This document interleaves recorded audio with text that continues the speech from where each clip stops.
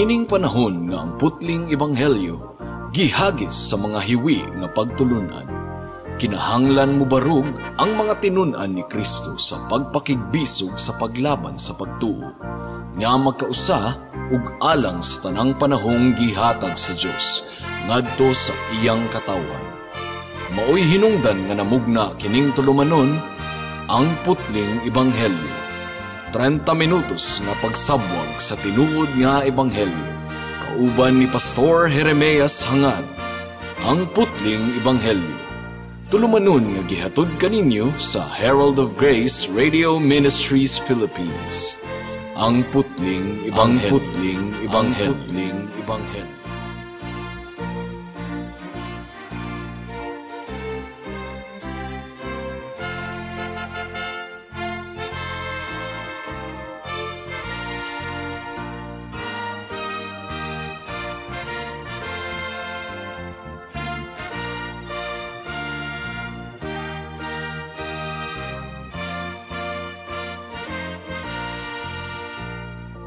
Special greetings sa tanang mga regular nga tigpaminawan sa atong panagsibya dinhi sa kahanginan ug espesyal nga pagpanimbaya sa akong 95 years old nga lolo nga si Isabelo Laure Sr.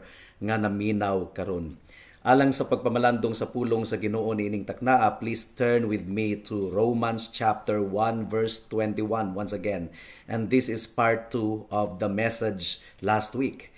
Ang giingon dinhi mga kaigsuunan, tungod kay bisag na ilhan nila ang Dios, wala nila siya himayaa isip Dios, o gipasalamatan man kundili nahimong walay kapuslanan ang ilang mga pangatarungan, ug ang ilang mga kasing-kasing nga walay kamatuuran nangitngitan. May the Lord bless the proclamation of His word at this moment. Niini nga bahin sa chapter 1 mga kaigsuunan, gidescribe ni Apostol Pablo ang tanang mga katawhan sa ilang pagbarug, sa ilang relasyon, sa ilang magbubuhat. Gipakita ni Pablo ang argumento nga ang tanang mga katawhan aduna gayoy kahibalo mahitungod sa Dios, apan ila kining gituok, ila kining gipugngan, ilang gilimod ang kamatuuran mahitungod sa Dios. Ang ilang unbelief o pagkadili matinuuhon sa Dios mga kaigsuunan, dili kini gumikan kay ignorante sila mahitungod sa Dios, kundili gumikan kini sa kamatuuran nga dili sila ganahan sa Dios, dili sila buot nga dumalaan sa atong Dios. Ilang gisalikway ang Dios, gidumtan nila ang pagdumala sa Dios, ang iyang balaod, ang iyang pagkabalaan ug especially mga kaigsuunan ang iyang anak nga si Jesucristo. Mao nga gikan sa verse 21, gisugdan ni Pablo ang paghatag og mga kinaiyahan or description niini nga universal nga paglimod sa mga katawhan sa Dios. Atong basahon og utro ang atong teksto. Tungod kay bisag na ilhan nila ang Dios, wala nila siya himayaa isip Dios, o gipasalamatan man, kundili nahimong walay kapuslanan ang ilang mga pangatarungan, ug ang ilang mga kasing-kasing nga walay kamatuuran nangitngitan. So, bisan og nailhan nila ang Dios, mibalibad sila sa pagyukbo at tubangan sa Dios ug sa pagsimba kaniya isip bugtong tinuod nga Dios. Mibalibad sila sa paghatag og himaya sa Dios sa ilang kinabuhi. Mibalibad sila sa paghatag sa Ginoo sa pasalamat ug pagdayig nga katungdanan sa tanang mga katawhan nga ihalad ngadto sa Dios. Ug duna usay gisulti si Pablo nga usa pa ka resulta niini nga universal denial of God. Ang giingon dinhi sa atong teksto, kundili nahimong walay kapuslanan ang ilang mga pangatarungan, ug ang ilang mga kasing-kasing nga walay kamatuuran nangitngitan. So ang gisulti ni Pablo niini mga kaigsuunan, ang kasing-kasing sa tawong makasasala nangitngitan, nahimong ngitngit. Ug sa balaang kasulatan sa Biblia, ang kasing-kasing sa tawo daghan og kahulugan. Pwede kining nagpasabot sa emotion or pagbati, or pwede kining nagpasabot sa huna-huna sa tawo, the seat of our ability to think. And the Bible says, sinners became vain in their imaginations. Ang ilang mga hunahuna nahimong walay pulos or empty, walay sulod or futile in their thinking. Well, ang kasing-kasing sa tawo usab mga kaigsuunan, pwede pud kining nagpasabot sa moral core of the human being, ang atong espiritual nga esensya. Unsa may but ipasabot ni Pablo sa dihang iyang gisulti nga ang kasing-kasing sa tawo nangitngitan. Gi-apply kini ni Pablo sa duha ka pamaagi. Una, gagamit si Pablo og mga sumbingay, metaphor sa kangitngit ug kahayag aron ilarawan ang maayo batok sa dautan. Ilarawan ang kaputli batok sa kahugaw mga kaigsuunan. Busa sugod sa verse 26, i-describe ni Pablo kung unsa gayud ka morally darkened. Ngit-ngit kaayo morally ang kalag sa tawo. And Paul is using darkness here to describe this contrast between good and evil. Gitandi ni Pablo ang maayo ug ang dautan. Matud pa sa unang Juan kapitulo 1 bersikulo 5 ang giingon dinhi, ug kini ang mensahe nga among nadungog kaniya, ug kaninyo among gipadayag nga ang Dios kahayag ug kaniya walay bisag unsang matang sa kangitngit. Ug gigamit usab ni Pablo mga kaigsuunan ang kangitngit aron ilarawan ang espirituhanon nga pagkabuta sa mga katawhan. Spiritual blindness, kini ang dili katakos nga masabtan nato ang Dios on a spiritual level. They became vain in their imaginations or empty o walay sulod o walay hinungdan sa ilang mga panghunahuna. Matud pa sa Roma kapitulo 1 bersikulo 22, sa pag-angkon nga utukan, nahimo silang mga hangal. So niining taknaa mga kaigsuunan, atong tan-awon ang kangitngit sa kasing-kasing sa tawo, gikan niining duha ka mga perspektibo. Una, moral corruption, ug ikaduha, spiritual blindness. Moral nga pagkabulok, ug ikaduha, espiritual nga pagkabuta. Ug hinaot nga ablihan sa Ginoo ang atong mga mata aron masayra nato ug masabtan nato ang kamatuoran. Unang punto mga kaigsuunan, gigamit ni Pablo ang pulo nga kangitngit aron ilarawan ang espiritual nga pagkabuta sa mga katawhan. Vain in their imaginations. Aduna sila'y complete inability to comprehend things. Dili gayud sila makasabot sa mga espirituhanon nga mga butang mahitungod sa Ginoo. Gilimod sa makasasala ang kamatuoran. Gidescribe ni Pablo kini nga paglimod sa kamatuoran. Una, ang lost humanity, ang mga makasasala, naglimod sa kamatuoran mahitungod sa Dios. In essence, they create God after their own image. Nagmugna sila, nagimbento sila og Dios sa ilang kaugalingong hunahuna. Romans chapter 1 verse 25 ang giingon dinhi mga kaigsuunan. Tungod kay ilang gipulihan og bakak ang kamatuoran sa Dios, ug nagsimba sila sa binuhat imbis nga sa nagbuhat, nga siya mao ang dalaygon hangtod sa kahangturan. Amen.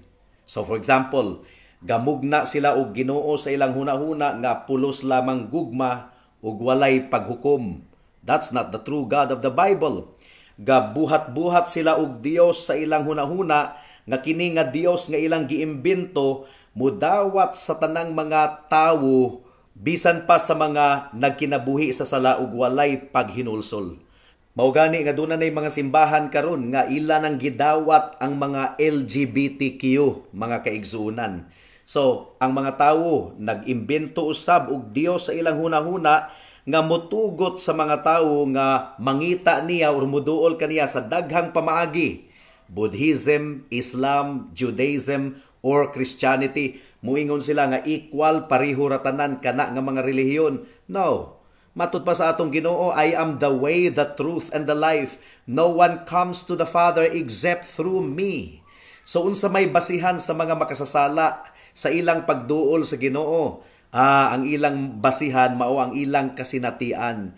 Imbis nga ilang tan-awon ang kamatuoran, ingon nga universal, absolute, dili gayod mausab, and enduring, magpadayon gayod, unsa man ang matuod alang kaniya, ang iyang pamati, ang iyang pagbati, mga kaigsuunan. God is found within private experience nga giinterpret sa matag individual alang sa iyang kaugalingon.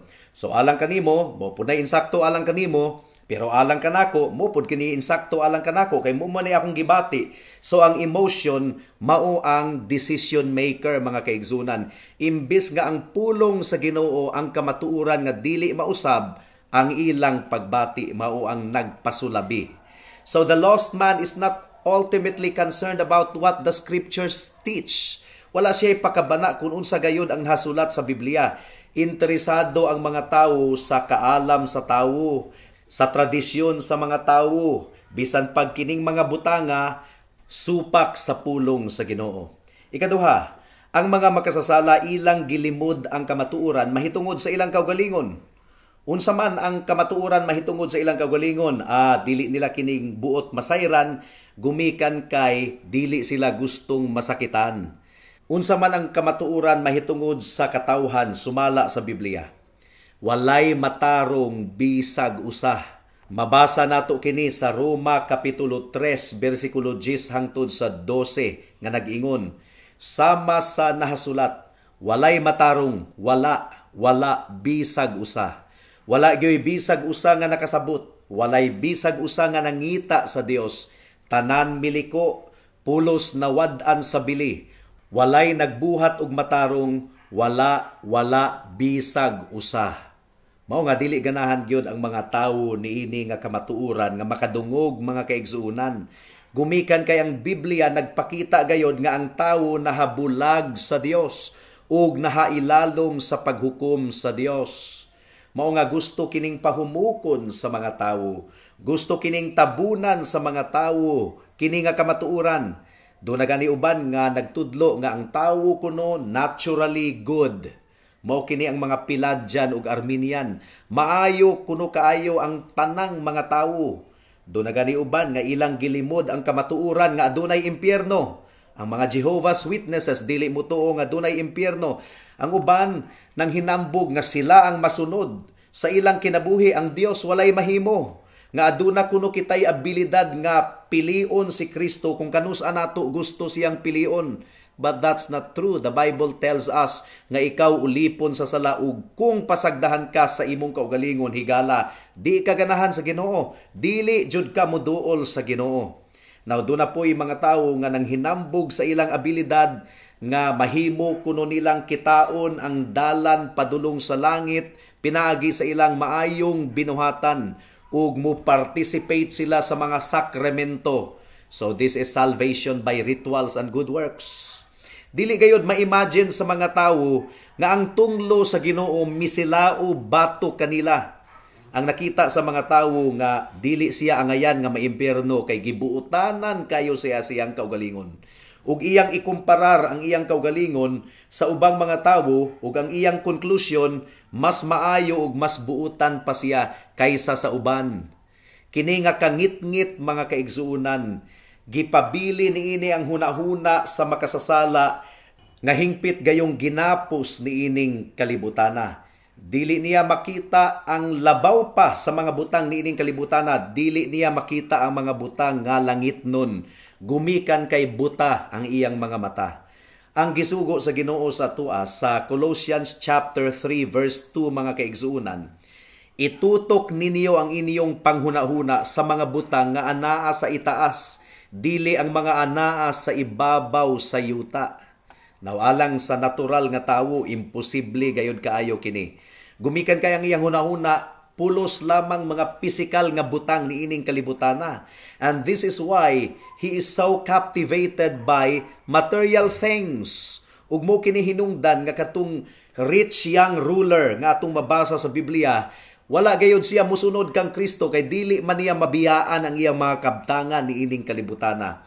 And this is why majority sa mga Christians tihik gayud kaayo. Dili sila muhatag or mo-contribute alang sa buluhaton sa atong Ginoo. And this is why ang average nga mga Pilipino daghan kayog utang. kay pasulabihon ang mga material nga mga butang bisan pag magkautang-utang. And this is why kasagara sa mga Pilipino mahilig gayud kayo sa enjoyment, kalingawan, mga physical pleasures.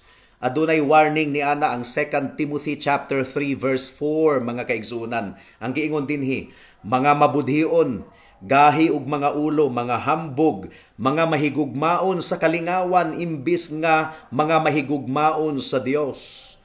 Ang mga Pilipino mga kaigsunan, ila pang mas gihatagan og bili ang relaxation and enjoyment above all else. Birthday party nga natunong sa Domingo, decide dayon nga dili mo simba kay pasulabihon ang birthday party or kaon mga kaigsuunan. They take the chief seat of priority. Kinahanglan nga ma-entertain kita at all costs bisan pa og ang pagsimba andam natong isakripisyo. Ang mga anak pod sa mga katawhan, bisan pa og ang kinabuhi mura og miliko na kayo, wala sila ipakialam. Mas malipay sila ng ilang mga anak mo join og mga clubs, mahimong cheerleader, mohimong aktibo sa daghan kayong mga activities, pero pag abot sa Biblia, moadto sa church mag-Bible study, gainit ang ilang pagbati. Madugayan lang og uli og jutay gikan sa church. Hala, init na kaayo ang pagbati sa mga ginikanan. Pero kung ang anak gikan sa birthday party unya nadugayan og uli, dili man sila kaayo masuko. So you see the bias of the person's heart. Sumukad to ang unang punto mga kaigsuunan, no? Wala masabti sa mga katawhan ang ilang espirituhanon nga pagkabuta. Ikaduhang punto, wala masabti sa mga makasasala nga ang ilang kasing-kasing puno gayud kaayo sa pagkadautan gumikan sa ilang sala. Mao kini ang resulta sa pagkahulog ni Adan sa kasalaanan mga kaigsuunan. Niadtong misupak si Adan sa sugo sa atong Ginoo, namatay siya spiritually. Wala na siya'y abilidad nga pangitaon ang Dios properly. Ug ang tawag sa mga theologians niini mga kaigsuunan, total depravity. Napanunod nato ang atong dautan nga kinaiyahan gikan kang Adan. Ang kasing-kasing ni Adan niadtong nahulog siya sa sala, nahimong hugaw. Ang sentro sa iyang pagkatawo ug sa iyang pagbati nahimong dautan. Ug ang resulta niini si Adan nahigugma na sa sala ug iya nang gidumtan ang pagkamatarong. Napanunod nato kini nga kondisyon mga kaigsuunan. Ang tawo nahimong hugaw sa iyang hunahuna. Dili na siya makahuna-huna og insakto mahitungod sa Dios.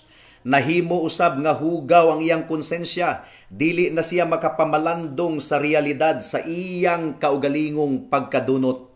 The lost man establishes his own law of right and wrong. Siya na ang mugna-mugna ug unsa ang basihan sa insakto ug sa sipyat, sa dautan ug sa matarong. Ug nahimo usab nga depraved ang iyang kabubuton. Ug bisan pag nakita niya nga delikado gayud kaayo ang iyang pagkinabuhi sa sala, wala siya'y kabubuton nga mobiya sa sala ug mudangop sa atong Ginoong Hesukristo. So, unsa may gibuhat sa sala ngadto sa mga katawhan, gigapos sa sala ang mga tawo aron ang iyang moral nangitngitan mga kaigsuunan. Si Propetang Jeremias gidescribe niya ang kasing-kasing sa mga katawhan sa Jeremiah chapter 17 verse 9 nga nagingon, ang kasing-kasing limbungan kay sa tanang mga butang ug hilabihan kadautan kinsay makasabot niini. Wala gayoy makatugkad sa pagkadautan sa kasing-kasing sa mga katawhan, mga kaigsuunan. Gipakatawo kita nga adunay dautan nga kasing-kasing, makasasala nga kasing-kasing. Salmo kapitulo 58 bersikulo 2 hangtod sa 3. Ang giingon dinhi, dili sa iniyong mga kasing-kasing nagabuhat kamo og kasipyatan. Sa yuta ang pagkamangtas sa iniyong mga kamot, iniyong gitimbang. Ang dautan nakasala gikan pa sa sabakan sa inahan. Sila nga nagapamulong og mga bakak nakasala gikan pa sa pagkahimugso. So ang sala mga kaigsuonan midulot gayod sa kinatibuk-an sa kalag sa mga katawhan. Mao nga ang tawo dili gayod niya makita nga ang sala mangililad gayod kaayo. Nagkinabuhi siya sa sala pero wala niya kini maamguhi. Buutan kaayo siya sa pagpamati niya sa iyang kaugalingon. Ug kung ang iyang konsensya mga kaigsuonan mutuliso kaniya, makiglali siya sa iyang konsensya ug buot niyang pahilumon ang iyang konsensya. Kay dili man ganahan ang mga tawo nga mukondinar sa ilang kaugalingon. Matud pa sa Proverbs chapter 21 verse 2. Tulid sa iyang kaugalingong mga mata ang mataglakang sa tawo, apan ginatimbang sa Ginoo ang mga kasing-kasing. So gumikan niini nga depravity mga kaigsuonan sa atong kinaiyahan kung pasagdahan gyud ta sa atong kaugalingon, magpadayon gyud kita niini nga dalan padulong sa kalaglagan, dalan sa sala nga mudangat ngadto sa kalaglagan mga kaigsuonan. Ang atong unod nagpugong kanato nga atong himayaon ang Dios sa atong kinabuhi. Ang giingon sa Romans chapter 8 verse 7 to 8, tungod kay ang hunahuna sa unod kaaligot-got batok sa Dios. Tungod kay dili kini mapasakop sa kasuguan sa Dios ug dili gayud mahimo. Ang mga anaa sa unod dili makapahimuot sa Dios. So mao gid kini ang atong kinaiyahan. All of God's creatures act consistently with their nature. Nga kun ang usa ka tawo mo desisyon nga mupili nga magbag-o sa iyang kaugalingon, ang iyang kasing-kasing magdumili gihapon niini. Dili gyud siya makabag-o sa iyang kaugalingon bisan pagkapila siya moingon nga magbag-o nako. Jeremiah chapter 13 verse 23. Ang giingon dinhi, mabag-o ba sa taga-Ethiopia ang iyang panit o sa leopardo ang iyang kabang? Kung mao, makabuhat usab kamo og maayo, kamo nga mga anad sa pagbuhat og dautan.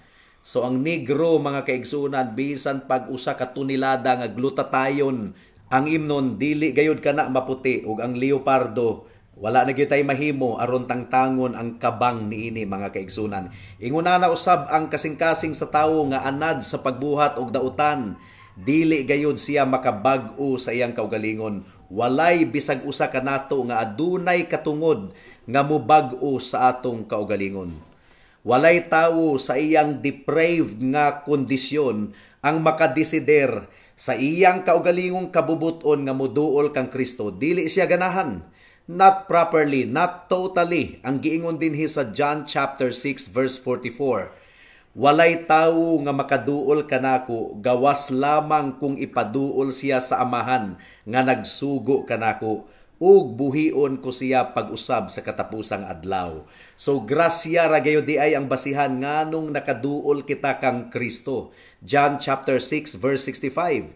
Iyang giingon, gumikan niini gisulti ko kaninyo nga walay tawo nga makaduol kanako, gawas lang kung itugot kini sa amahan kaniya. So mao kini hinungdan mga kaigsuonan nga atong gisulti sa mga makasasala nga nagstruggle sa iyang kasalanan ug iyang nabati na karon nga gikinahanglan niya si Hesukristo. Ang atong hagit niya nga tawo, come, duol kang Kristo, come to Christ. Ayaw na og paabuta pa nga adunay senyales or duna pa kay feeling nga imong mabati adisir ka moduol kang Kristo. Just come to Christ. Just repent of your sin and turn to Jesus Christ alone. Mga kahigalaan, ang Kristohanon nga kaluwasan mao ang magpahiling kawas sa tawo gikan sa kangitngit sa sala, gikan sa pagkaulipon sa sala. Ang usa ka Kristohanon nahigmata ug ang iyang direksyon padulong na sa kahayag sa atong Ginoong Hesukristo. Ang atong mga mata giablihan na sa Ginoo ug ato nang makita nga tataw nga hugaw gayud kaayo kita. Mo kini hinungdan nga naghinulsol kita sa atong sala, atong gitalikdan ang kinabuhi sa kangitngit mga kaigsuonan.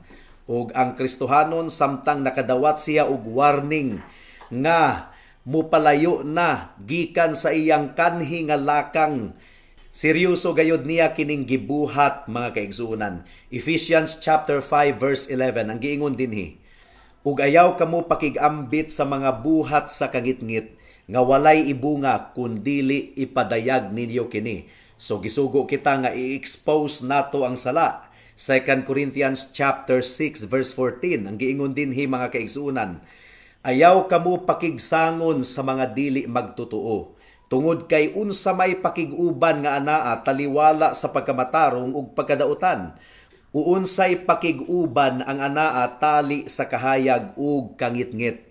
So klaro kaayo kini mga kaigsuonan.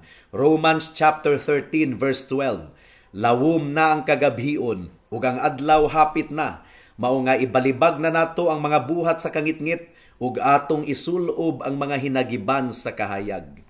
Dili kita imyon sa pagkamangililad sa sala mga kaigsuonan. Kung tinuod gayod nga atong giangkon ang atong sala, makita gayod nato ang atong kaugalingon ingon nga hugaw kayo ug dulumtanan kayo atubangan sa Ginoo. Pero ang gibuhat magud sa mga katawhan, ilang gisulayan sa pagtabon ang ilang sala pinaagi sa mga papugi points in the sight of God. We try to cover and hide our corruption.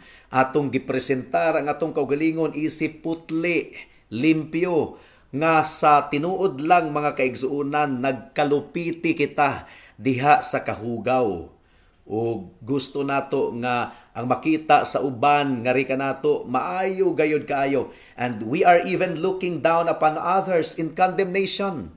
Kinahanglang magmatngon kita mga kaigsuonan, because this is the heart of hypocritical wickedness. Tigpakaaron ingnon. Romans chapter 2 verse 3 ang giingon dinhi mga kaigsuonan, ug imo ba kining gituuhan o tawo nga nagahukom sa mga nagabuhat sa maong mga butang, ug mauman usab ang imong ginabuhat nga makaikiyas ka sa paghukom sa Dios? Dili gayud kita makaikiyas sa paghukom sa Dios. Bisan pa gibuutanan ta sa atong kaugalingon ug gikaminusan nato ang mga tawo nga sa pamati nato mas dautan pa kaysa kanato. Now, si Jesus lamang ang makaluwas kanato gikan sa kangitngit. Si Kristo lamang ang makahatag og kalamdagan sa atong kasing-kasing nga puno sa kangitngit. Ang giingon sa John chapter 1 verse 4 hangtod sa 5, ang giingon dinhi, anaa kaniya ang kinabuhi ug ang kinabuhi mao ang suga sa mga tawo. Ang suga nagalandag sa kangitngit ug wala kini mapildi sa kangitngit. John chapter 12 verse 46, mianhi ako nga usa ka kahayag sa kalibutan, aron si bisan kinsa nga mutuo kanako dili na magpabilin sa kangitngit. Amen. And this is the power of the gospel. Mao kini ang gahom sa ebanghelyo mga kaigsuonan. Listen to the words of our Lord, Acts chapter 26 verse 18.